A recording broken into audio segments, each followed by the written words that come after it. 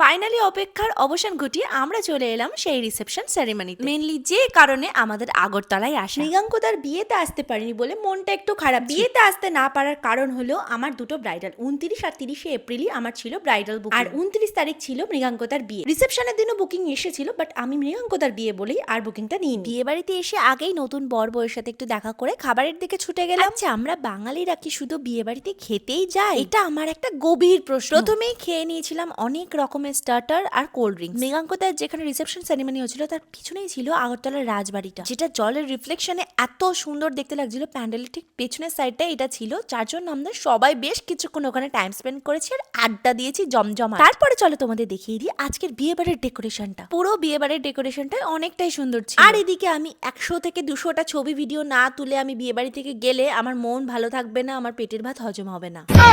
সবটাইতে তোমাদের জন্যই বলো। আচ্ছা, আমাকে আজকে কেমন লাগছে সেটা কমেন্ট করে জানাতে অবশ্যই ভুলো না। ভেবেছিলাম বিয়ে বাড়ি থেকে একটা রোমান্টিক বরের সাথে ভিডিও বানাবো, বাট বর ছিল বন্ধুদের আড্ডা মারার মুডে, তাই আর আমার সাথে ভিডিও করলো না। কোনো রকম একটু হাঁটা চলার ভিডিও করে আমরা একটা রুমে চলে এলাম আবার আড্ডা দিতে। মানে বলে না, বন্ধুরা যখন একসাথে হয় তখন আড্ডার কোনো কমতি থাকে না। এবার ভাই আমাদের খিদে পেয়ে গেছিল। লাস্ট ব্যাচে আমরা বসে পড়েছিলাম সবাই মিলে খেতে। আমি না এই বিয়ে বাড়িতে গিয়ে আর মেনুর ভিডিওটা করি। আর নিচে নেমে এসে দেখি বউ যখন একটু ফটোশুট করছে, সিঙ্গেল শুট গুলো করছে, তখন বর পাশ থেকে এটা কি বলে উঠলো। কি বলছো বলো একবার। এটা মানে কি ঘুম থেকে উঠেছে আর কি।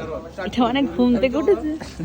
কি বলছো একটু আইসক্রিম খা। নতুন বর নতুন বউকে একটু হালকা করে খিল্লি করে দিল। রাতটা এতটা সুন্দরভাবে এনজয় করার পর আমরা সবাই মিলে আবার চলে এলাম আমাদের রুমে। আমি এবার ফ্রেশ হয়ে নিই। তোমরা চ্যানেলটাকে সাবস্ক্রাইব করো।